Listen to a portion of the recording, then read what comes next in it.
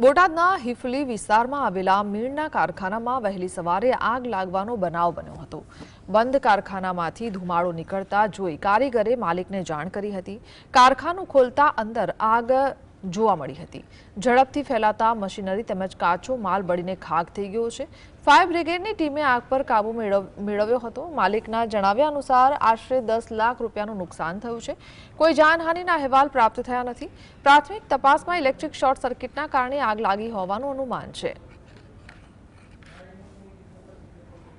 8:20 વાગ્યાની આસપાસ હિફલી વિસ્તારના શેરી નંબર 2 ખાતે સુનિલભાઈના મીણના કારખાનામાં આગનો બનાવ બનેલ તે અનુસંધાને મીણના કારખાનાના પાડોશી ઘનશ્યામભાઈ દ્વારા અમારા ફાયર કંટ્રોલ રૂમ પર તેનો મેસેજ આપતા અમારી ફાયર ટીમ દ્વારા તાત્કાલિક ઘટના સ્થળ પર પહોંચેલ અને અંદાજિત 12,000 લીટર જેટલા પાણીનો છંટકાવ કરીને આગ બુઝાવવાની કામગીરી કરેલ છે।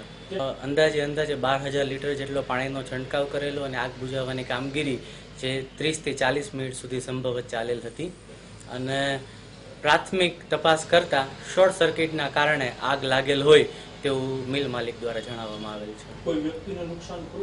કોઈ વ્યક્તિને નુકસાન નથી, પણ ફેક્ટરીની અંદર રહેલ રો મટીરિયલ અને મશીન સંપૂર્ણ સળગી ગયેલ છે।